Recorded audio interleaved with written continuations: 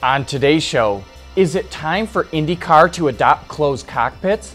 A look at the upheaval in the interior components business, and the Middle East loves to drive American cars. All that and more coming right up on Autoline Daily.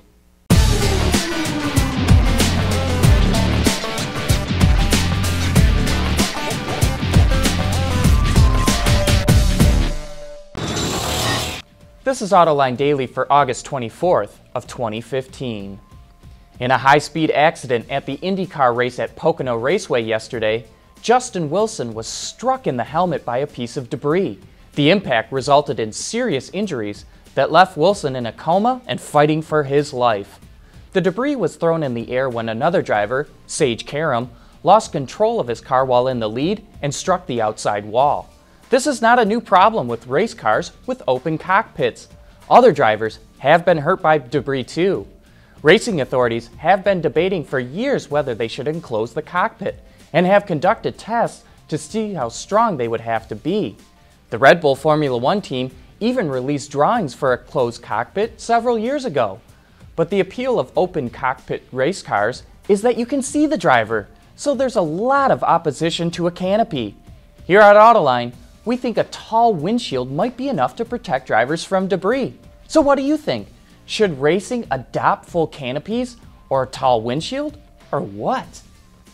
Connected vehicles have the potential to greatly improve safety because drivers can get warnings about accidents, traffic, or other hazards to avoid those dangers.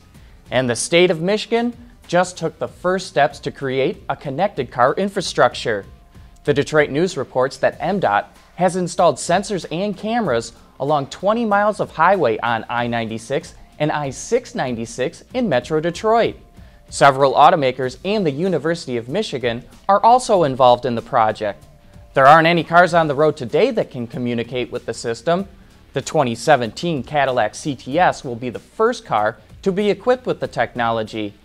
And this technology is a first one towards self-driving cars. Still to come, what's up with this BMW? And the Middle East is one of the US's top export markets. Autoline Daily is brought to you by Bridgestone Tires, your journey, our passion. Dow Automotive Systems, breakthrough technologies for lightweight vehicles. Hyundai, learn more at Hyundai.com. And by Pure Michigan, leading the automotive world in intelligent connected vehicles. We run on brain power. There is one area where the United States and the Middle East truly connect in a positive way. In the Middle East, they love American cars. The region represents the fourth largest export market for American-made cars, with Saudi Arabia and the United Arab Emirates being the biggest markets. But even tiny little Kuwait, with a population of only 3 million people, buys the same number of American cars as are exported to Japan, with a population of 127 million people. If and when the Middle East ever settles down, the car market there could be phenomenal. Last year, the US exported over 230,000 cars to the region. With a little bit of stability there, that number could really grow. You know, every once in a while, we ask for your help identifying a classic car, and we're looking for your help again, but this time, something much more modern. Autoline viewer Wim Van Acker spotted this camoed BMW parked on the streets of Ann Arbor, Michigan. The car appears to be a new 7 Series with German license plates on the front and rear, but is also rocking a Georgia plate in the window.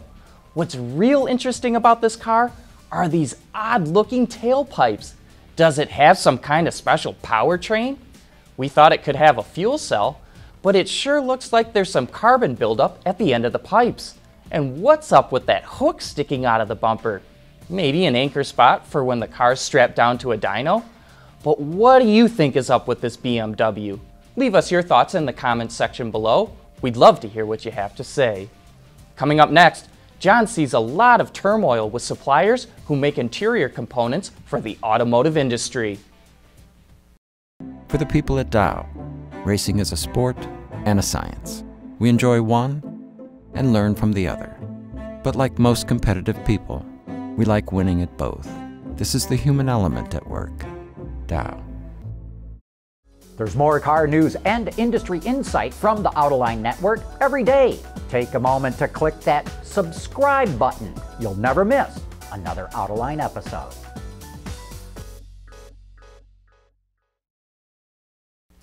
What in the world is going on with the suppliers who make interior components for car companies? It's almost as if a call went out earlier this year for them to get out of the business.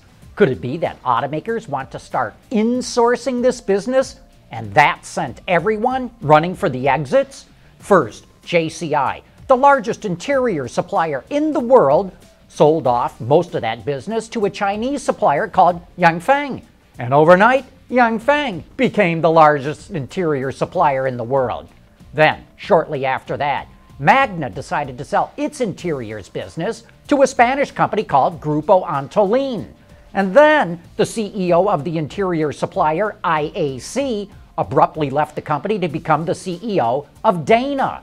That prompted Wilbur Ross, the main shareholder in IAC, to bring in Steve Miller, a turnaround artist who previously worked at Chrysler and Delphi and other companies.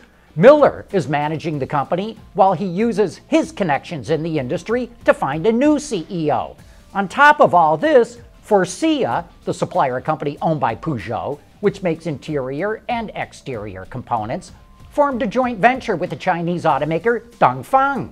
Unlike the law for foreign automakers, there is no legal requirement for foreign suppliers to form joint ventures with Chinese companies. So could this be the first step for Peugeot to spin off Forcia? And yet, Lear, another Tier 1 interior supplier, is posting good profits and strong margins. And Yanfeng, which bought JCI's interiors business, says it sees plenty of growth opportunities, especially in Mexico. So it's not as if everyone is running for the exits. Even so, we have never seen so much turmoil in such a short amount of time in the supplier business. Everything that I just mentioned here happened over the summer. Economists may call this creative destruction, but this kind of change inevitably leads to disruptions and quality problems that automakers want to avoid. Anyway, that's how I see it, and as always, we welcome your comments and insights. But anyway, that wraps up today's report. Thanks for watching, and please join us again tomorrow.